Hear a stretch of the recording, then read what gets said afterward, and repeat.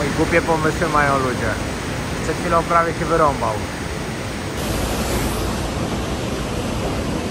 Nie uwierzycie.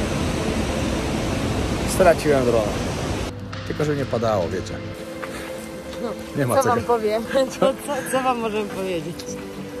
No i proszę Państwa, cudowna Trolltunga. Tylko jej nie widać. Dobra, cofamy, to jednak jest spoko. Siemanko. Namiot. W takim miejscu się rozłożyliśmy, rano wstajemy, a tu stoi przy nas niezły hotelos. Tu jest jeden, a tam stoi jeszcze drugi. Całkowicie przypadkiem trafiliśmy do tej miejscowości, bo zjechaliśmy po prostu z drogi, żeby spać, bo zmęczony byłem. Widać, że chyba jesteśmy w jakiejś mocno turystycznej miejscowości. No ale dzisiaj akurat na to nie ma czasu. Zawijamy namiot. Jeszcze mamy 3 godziny drogi i idziemy na Trolltungę. 15 km w jedną stronę. Także będzie cały dzień przeprawy, ale nie mogę się doczekać. Bo to właśnie było moje marzenie z Norwegii. Świetna wyprawa, znaczy wiadomo, że trochę się nasłucham narzekania po drodze. Chyba, że będziemy szli osobno, nie wiem, to się jeszcze okaże. Wiecie jak jest, nie ma co się kłócić. Czasem lepiej sobie samemu w samotności. Taki mamy plan za mną. Chociaż zobaczymy, bo droga... Wydaje mi się, że ta droga nie będzie jakaś super ciężka. Ale po tym, jak ostatnio wchodziliśmy tam na górę, co sobie zrobiłem trening, zakwasy miałem 3 dni. Serio. No ale cóż, dobra. Zawijam namiot, spadamy dalej. Jeszcze zostało nam 30 minut. Jedyny problem jest taki, że się pogoda psuje. A tam pewnie nie będzie się gdzie schować. Nawet nie będzie czasu, żeby się chować. Także gdzieś trzeba kupić pelerynki po drodze. Kolejna ważna sprawa, którą wam chcę powiedzieć w tym odcinku, że zostało jeszcze parę miejsc na wyjazd z nami do Pakistanu. Serdecznie was zapraszamy. Jest to wyjazd od 20 do 29 września. Będzie dużo zwiedzania, fajna grupa. Jedziecie tam ze mną, z Alą i z Tuk Tuk Tours. Jeśli ktoś z was ma jakieś pytania, chciałby z nami pojechać na taki wyjazd, bo wiele osób pytało o jakieś różne wyjazdy, wielu widzów też pytało o to, czy kiedyś będę organizował, to tak, właśnie jest taki wyjazd zorganizowany.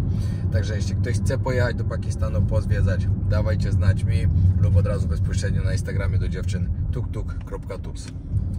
Naprawdę będzie spoko, bo Pakistan jest świetnym państwem. Jest tam dużo pięknych widoków, fajni ludzie i pyszne jedzenie. Dobra, muszę wam powiedzieć, jak się sytuacja zmieniła i to bardzo. Ze względu na to, że wczoraj mieliśmy bardzo daleką drogę, nie dojechaliśmy tak jak mieliśmy przyjechać. Dzisiaj dojechaliśmy tutaj dopiero na 11:45 i byliśmy w stanie iść na to, tylko po prostu chcieliśmy z parkingu trzeciego, który jest najwyżej. Między parkingiem pierwszym a trzecim jest 9 km różnicy, także wyobraźcie sobie.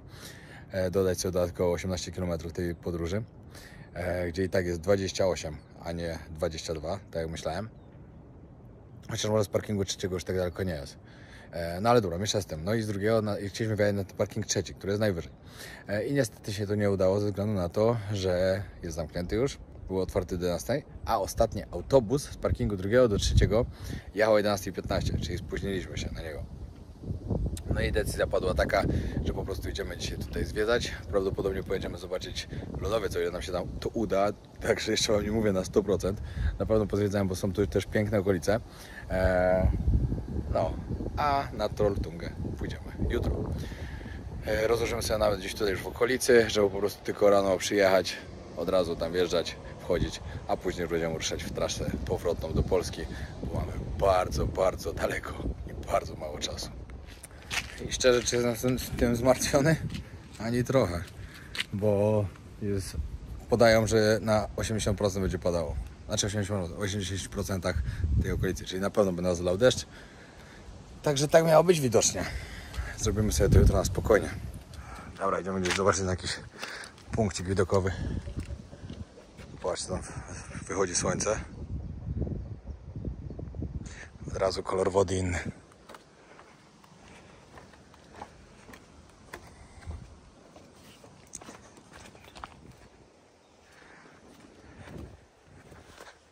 Co? A, już myślałem, że Ala coś zrobiła.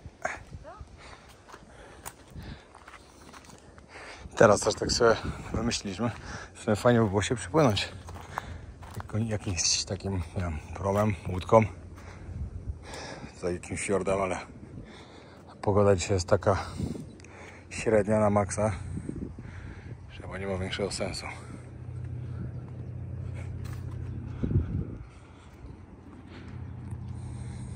Wiecie, jakby tu ładnie wyglądało, jakby była pogoda ładna. No ale cóż, i tak mieliśmy 5 dni czy 6 ładnych? No dużo mieliśmy, ale też nie pada, więc dla nas to jest okej. No. Coś jeszcze sobie pozwiedzamy. No nawet się trochę przejaśnia, zobaczymy. No ale jak coś się... Tylko bardzo optymistycznie powiedziałeś, pokaż z drugiej strony. Zawsze jak jutro się poprawi pogoda, to i tak jutro będziemy, bo my jesteśmy na trasie właśnie na Trolltungę. No, a teraz idziemy dalej. Popatrzcie, jak sobie tu ludzie mieszkają.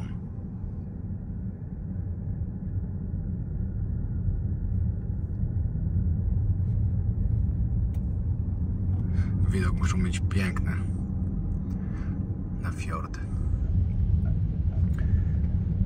Jeszcze kawałek, będziemy blisko lodowca już. Trasa wygląda tak mniej więcej, żeby dojechać. No przed nami już widać ten piękny niebieski lodowiec.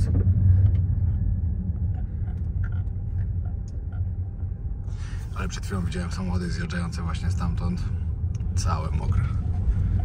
Także zaraz wjedziemy w mocny deszcz.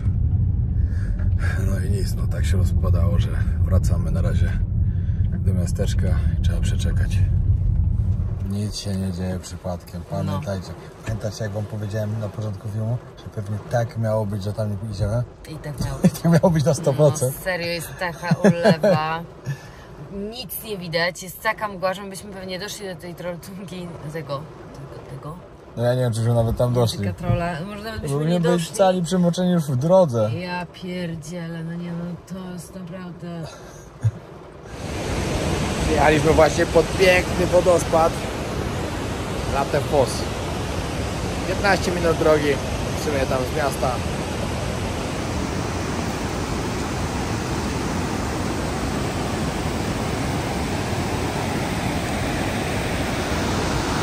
W ogóle jest tyle pięknych wodospadów. Serio. Ale to jest moc.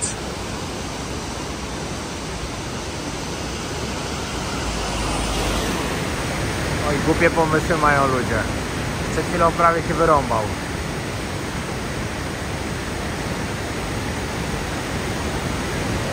Teraz dopiero zaczniemy najlepsze ujęcia tego pięknego wodospadu. Nie uwierzycie. Straciłem drona.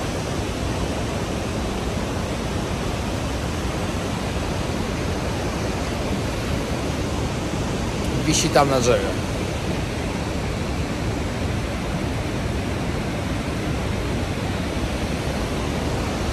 Masakra.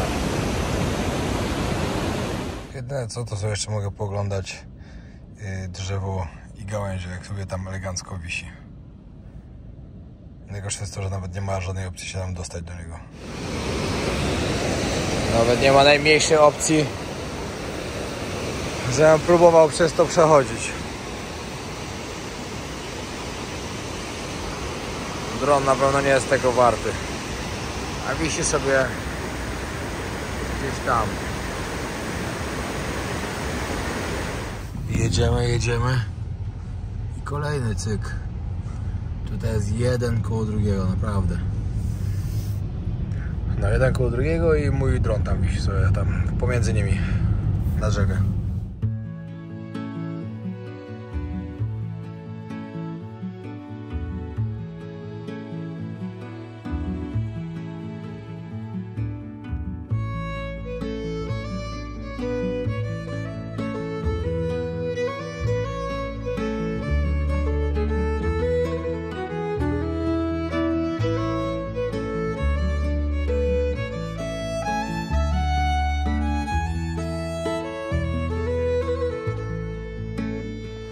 Siemanko, ostatni dzień w Norwegii i zaraz ruszamy na Trolltungę. Stąd, dokładnie z parkingu numer 2, jest 30 km.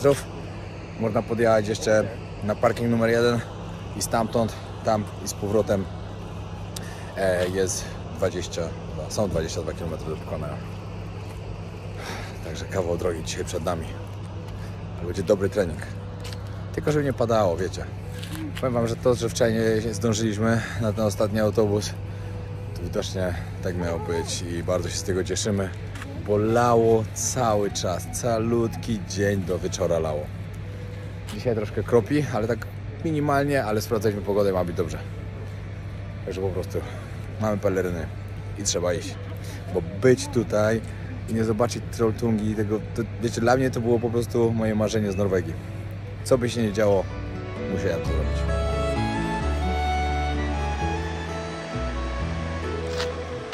Idziemy. Za parking trzeba było dać 500 koron. Trudno. Trudno. Bus jest. Nie. No, z 500 plus jeszcze za autobus musimy dać, znaczy za busa, tam i z powrotem też musimy dać 500. Czyli 1000 norweskich koron w sumie kosztuje. Powiem wam, że zaczyna padać. To jest najgorsze.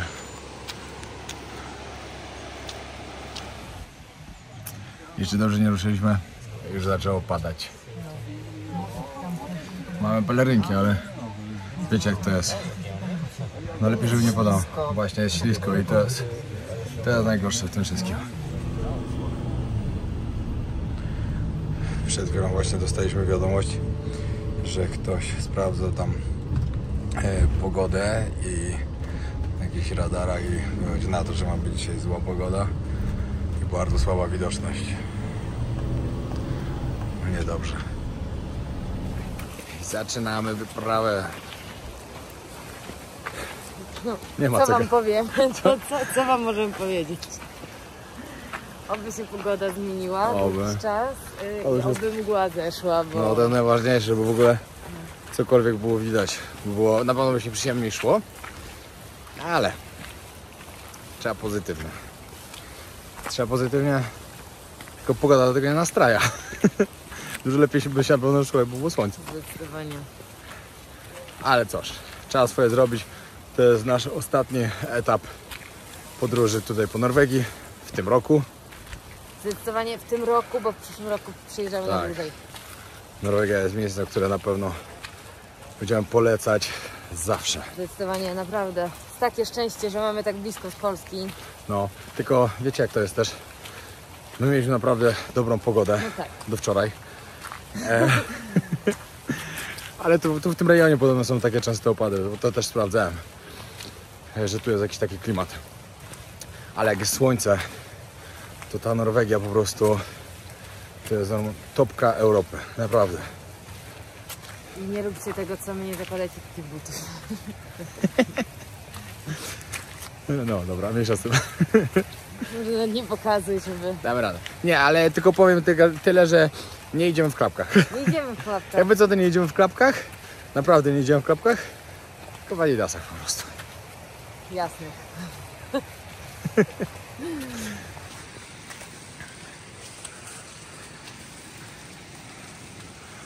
Rozpoczyna się teraz odcinek, gdzie mamy spinaczkę lekką. Trzeba tam na górę się dostać. Ja, że pewnie w kamerze tego tak nie widzicie, jak my, no ale trzeba pokonać. Godzinka już praktycznie za nami. Ja mam, że spoko się idzie. Teraz było takie z 20 minut, może, no jeszcze trochę jest. Tak pod górkę, jeszcze nam trochę zostało.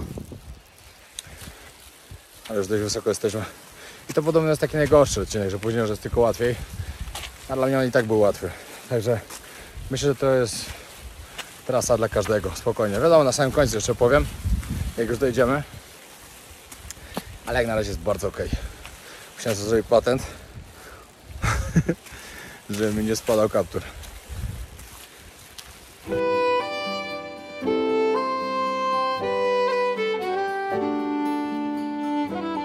Fajnie jest cały czas oznaczona trasa. Na początku tam gdzie skały takie płaskie to były powbijane takie kijki. Teraz tutaj co jakiś czas jest znaczek. Także się nie trzeba martwić, że się można zgubić. Zresztą co do zgubienia, papierek mi wypadł. Nie zostawiajcie śmieci w górach. Co do zgubienia się właśnie, można by było powiedzieć, jak wygląda trasa na Everest Base Camp. Jeśli ktoś z Was nie oglądał serii mojej, jak szedłem na Everest Base Camp, bardzo warto.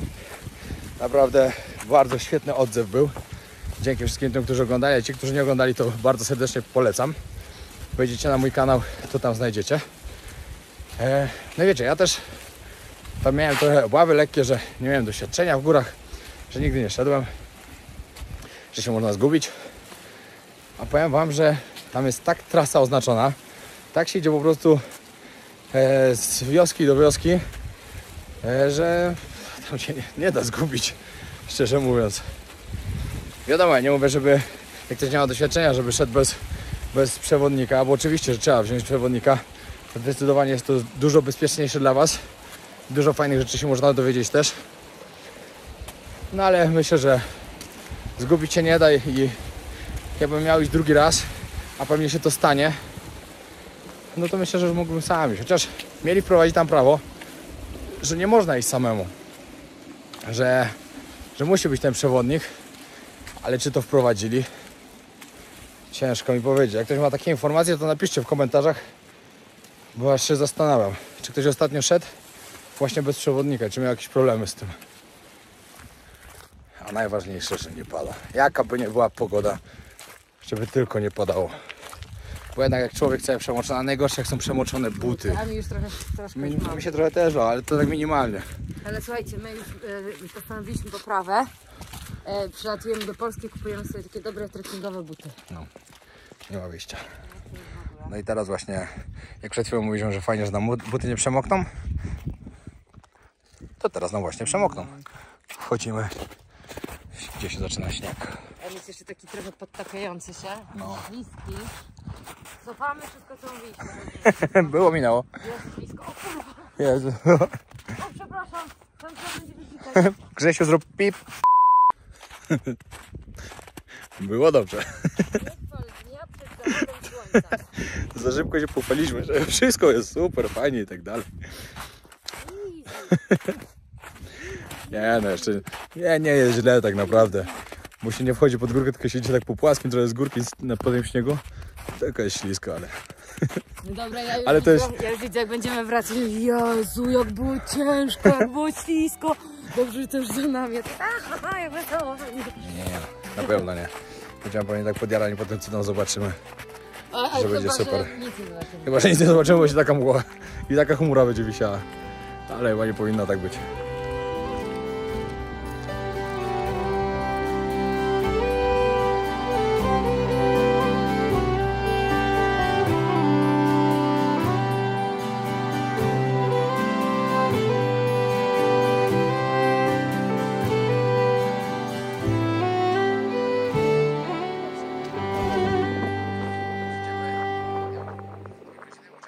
Chyba nie wiem, czy cię słychać, wiesz, to może...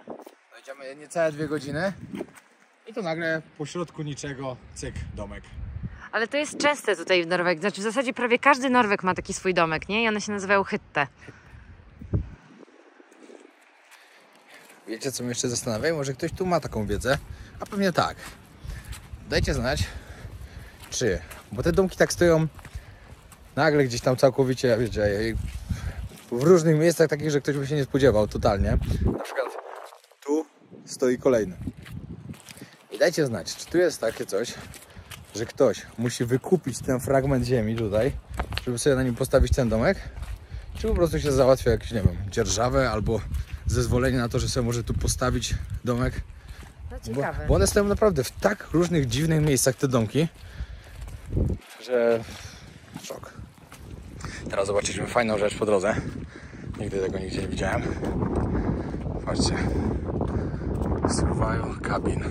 Można sobie wejść do takiego domku. Przeczekać na przykład jak pada deszcz, jak są złe warunki pogodowe. kawałek się chce odpocząć po prostu. Popatrzcie, na miejsce, gdzie kompletnie nie ma się gdzie schować, pod niczym. Niesamowicie fajnie to załatwione jest takim czymś. Bo warunki pogodowe podobno w tym rejonie się bardzo szybko zmieniają. Tak czytałem. Także dla komuś może to mocno uratować życie.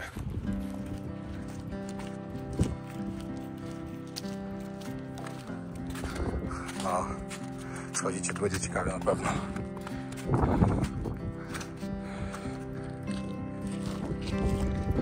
Wchodzimy w chmury.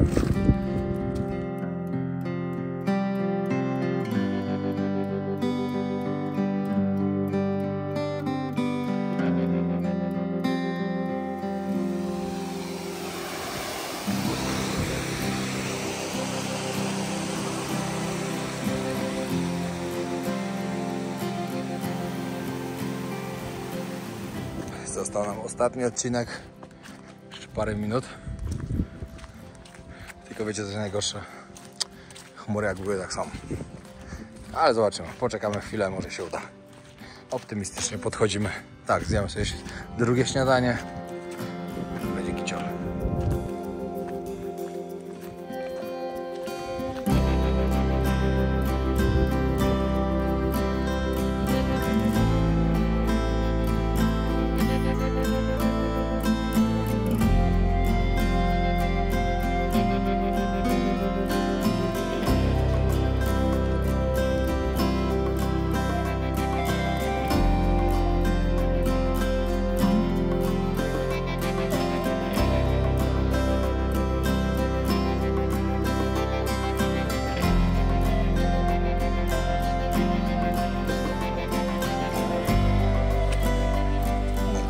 Zaczynają jakieś ładne widoki na sam koniec, bo tak to trasa, powiem wam, że jest bardzo nudna.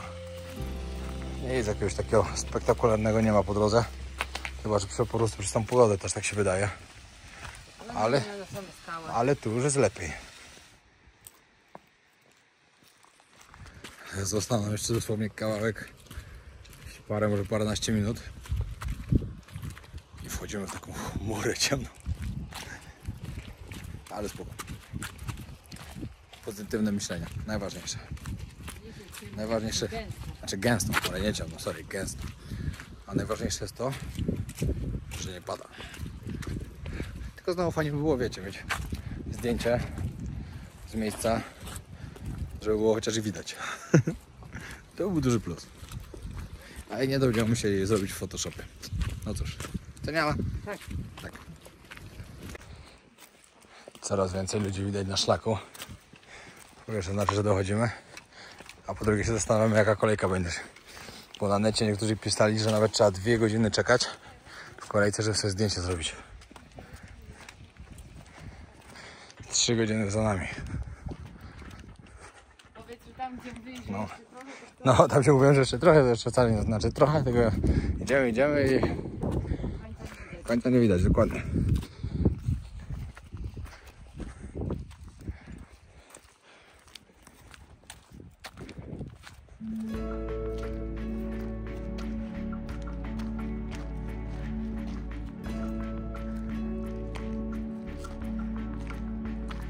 No i proszę Państwa, cudowna Trolltunga, tylko jej nie widać. Szok. Dobra, czekajcie, tak naprawdę jeszcze trzeba kawałek podejść.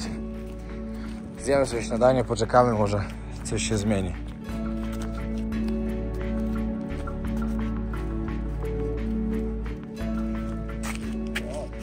Spoko.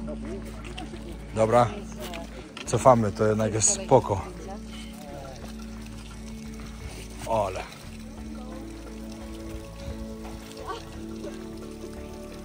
Nieźle. Ale tu jest wysoko. Powiem wam, że nieźle. Jednak ta pogoda na dobre nam wyszła, bo tam tylko parę osób stoi i czeka w kolejce. Tylko teraz akurat chmura taka przyszła, że nic nie widać, także za ten czas sobie zjemy. No, bo popatrz jaka chmura teraz przyszła. Jak przyszliśmy, było w miarę spoko i teraz już nie jest. Nie ma kolejki. Jak jest ładna, słoneczna pogoda, to tu musi być petarda.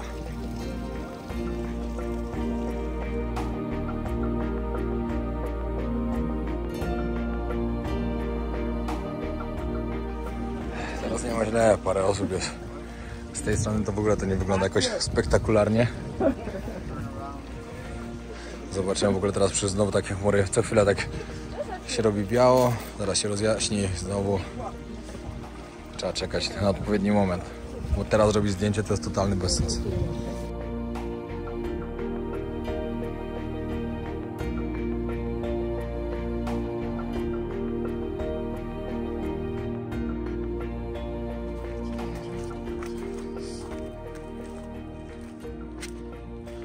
Uwaga tutaj. Telefon, puszeczka w ręce i uwaga tutaj. A kamyki śliskie. W ogóle nie masz to nie wiesz, co to znaczy w ogóle poczucie strachu. Ani za. Nie masz w ogóle w sobie. No i patrzcie, ktoś tu ma chałupkę. Co on tu robi? Nie jestem zadowolony z tego, co tu się wydarzyło. Cieszę się, że tu przyszliśmy, że to zobaczyliśmy. Ale z tego, jakie były chmury, jakie mamy słabe focie i w ogóle... Niestety, to nie był nasz dzień. Ale i tak był milion razy bardziej nasz, niż jakbyśmy tu przyszli wczoraj, to jest zlani deszcz. Ale to byśmy nawet nie doszli, nawet nie ma żadnych szans. Na pewno byśmy gdzieś po drodze zawrócili. My nie jesteśmy przygotowani na taką pogodę, żeby nam tu padało jeszcze. Ale te domki, które tutaj mają, w razie tego, jakby się coś działo, jakby były złe warunki pogodowe, to jest chyba najlepsza rzecz, jaką w ostatnim czasie widziałem. Taka, wiecie, pomyślana bardzo dobrze. Ej, ale ja muszę sobie poglądać zdjęcie, jak to wygląda, tak jak jest ładna pogoda, bo trekking tutaj jest ultra nudny. No, trekking jest nudny, tu nic nie ma ciekawego tak po drodze, żebyście o tym razu wiedzieli. I dzieci są tylko skały. Skały i nic innego. I tak przez 10 km. No.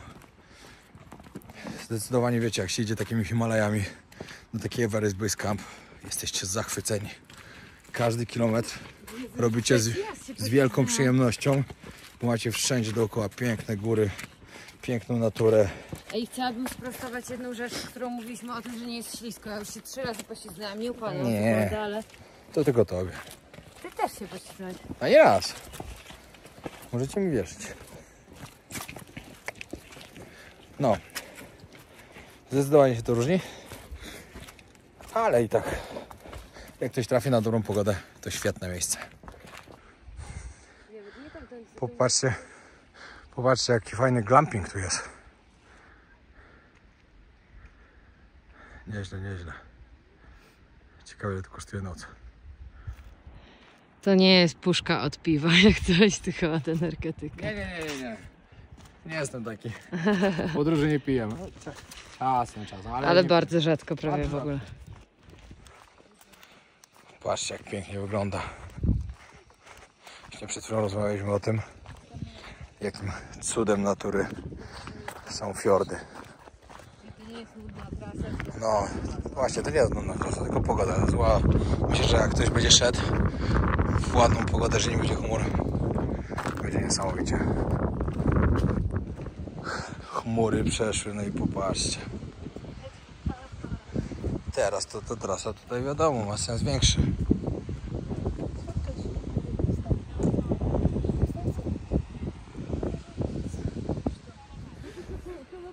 Cofamy to, co przed chwilą powiedzieliśmy. Cofamy. I to, że powiedzieliśmy, że to takie, żeby przyjść sobie raz.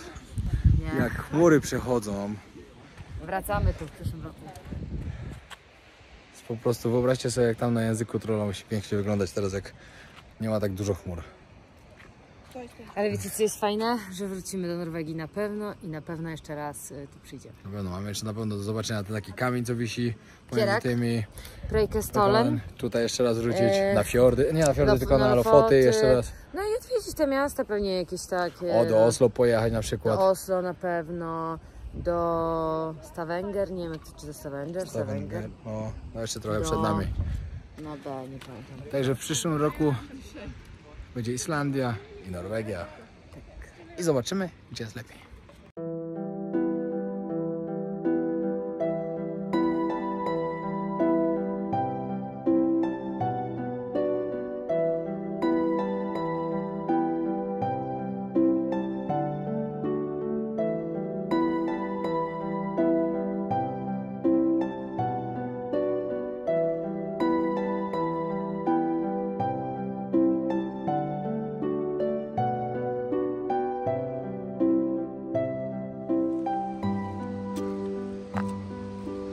Jeśli jeszcze raz wspomnę, że ta trasa nam się nie podobała, to cofam to. Cofamy to tak bardzo, że bardziej się nie da. Ta trasa jest słaba, jak jest mgła i chmury. Cudownie. A poza tym jest spoko. Chcę tu wrócić. Ja chcę tu zamieszkać.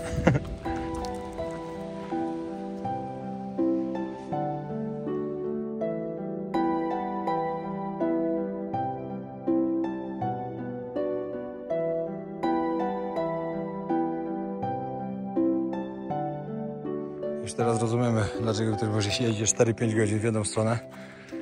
Bo jak schodzimy się, pogoda zrobiła, się zatrzymujemy co chwilę, żeby coś nagrać, albo zrobić sobie zdjęcie, albo popatrzeć chociaż, żeby popodziwiać, bo teraz ta trasa to jest w ogóle dla nas zupełnie inna trasa niż szliśmy do góry. Tak, my czujemy jakbyś pierwszy raz ten dzisiaj. No, także tyle może nam teraz zejść.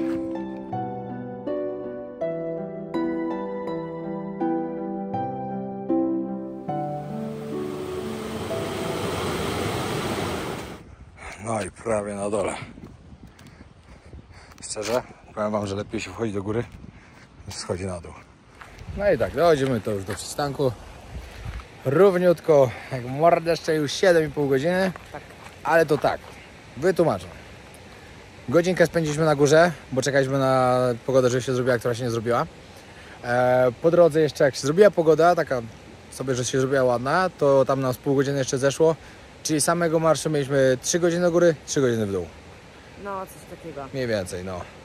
No ale plus to, 7,5. Ale o dziwo łatwiej się wchodziło niż schodziło. Zdecydowanie. I myślę, że trzeba też powiedzieć, że trochę jest tak, że część trasy jest bardzo ładna, a część trasy jest nudna. Nudna. Bo ja myślałam, że to była mgła, a się okazało, że tam dalej była. Tu gdzie schody, tu gdzie kamień sam, słabo. Ale dalej jak już się zaczyna wyłaniać piękny fiord Tak, były i w ogóle fragmenty takie fajne. ładne skałki i tak dalej, to jest naprawdę cudownie. Ale poziom trudności easy. No. Ciężko, bo wiecie, 20 km, no to jest sporo. Ale ja myślę, że to jest trasa dla każdego, kto po prostu Tak, coś tam sobie poziom chodzi. trudności, ale też warto zauważyć, że zależy od warunków pogodowych, bo wiecie, tu czasami jest śnieg. I było trochę śniegu, jak my teraz byliśmy, ale bardzo mało. Ale jak jest śnieg, no to wiadomo, jest ślisko, jest niebezpiecznie, więc... No. A tu kawałek dalej, od razu drugi.